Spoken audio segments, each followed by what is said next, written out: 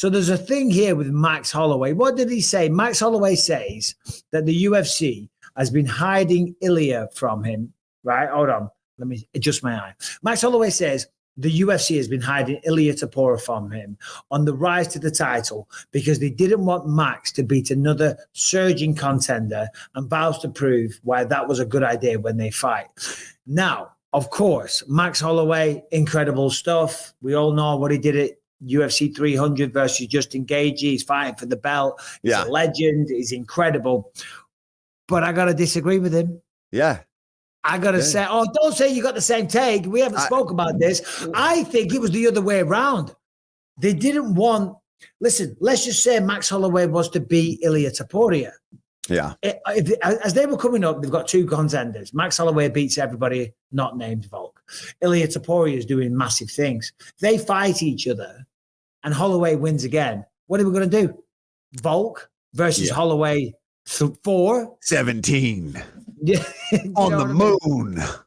I think that's why maybe they, not purposely, but purposely didn't match them up, because if Max wins, then it's the same shit we've seen all over again. Yeah.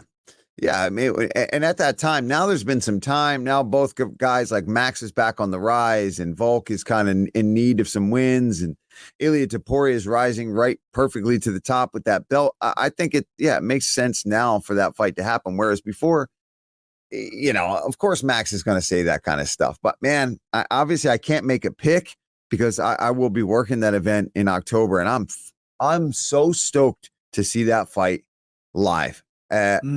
But man, I've been watching a lot of Ilia Topuria stuff. I've been a big fan of that kid for a long time, since he debuted on Fight Island. And I remember we talked more about his jiu-jitsu skills back then.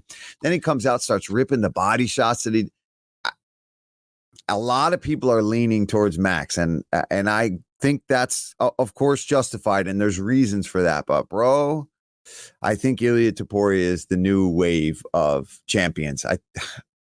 I think there's a lot of recency bias in that as well. I agree. I ain't talking shit about Max. I would never do that. Number one, as a person, he's phenomenal. Second, as a fighter, he embodies all the Mexican fighting spirit, the Hawaiian fighting spirit, spirit. He's got all of it. He's got beautiful technique. He's been great for the sport. So I ain't talking shit.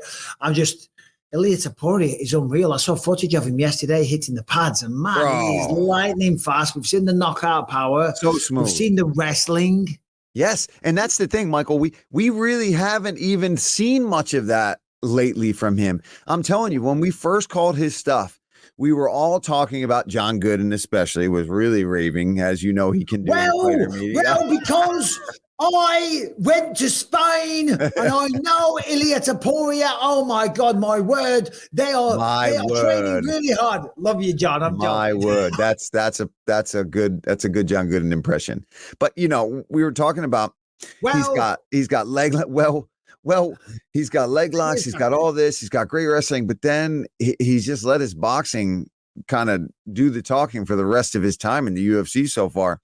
But I'm telling you, the Max Holloway fight's a damn good fight where we could really see a bit of everything out of Ilia Topuria. If he has to wrestle, because I'm telling you, and I don't mean this insulting to Volk either, but clearly he does what Volk does, only clearly a little better, right? I mean, he beat Volkanovski hands down, knocked him out, finished him.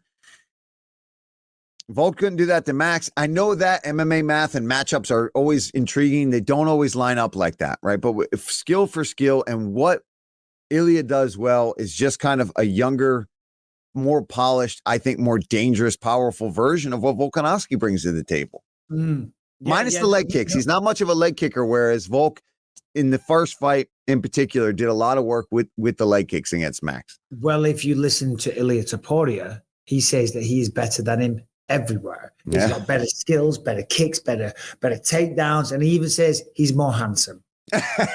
Well, I think he's got that one. I got to say that Max has been punched in the face a few times. Ilia's still got some time. He also says that if he does that thing where he points at the floor and wants to trade blows, it is over for him. He wants him to do it in the first round. He said, if you're going to do it, why not just come out and point? That's where I'm like, those are big things to say, but when Max starts pointing at that mat, man, very few people do well when they start throwing. But I feel like Ilia is one of those guys where if you want to just throw power shots, although we'd have said the same about Justin Gaethje too, right? We'd have said that pre-fight.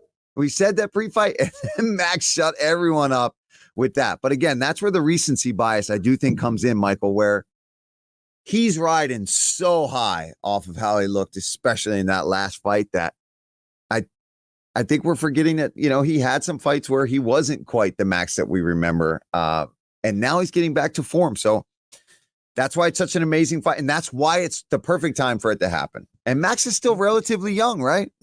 30s? Oh, yeah. He's 32, something Insane. Like that, which is mental because he's been around forever. But I'm going to say, for just engage it, because, the man was right there for a title fight. Yep. And fair play, he's taking some time away from the sport and he's letting his brain heal. But never mind that. How much do you think that pisses him off? Because that's one of those highlights for days. When Max points, he says, let's do it. And then they show that. Boom.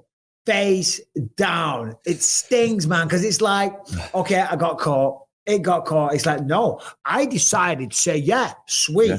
Let's do this. Let's have a dick measuring contest and see who's is bigger.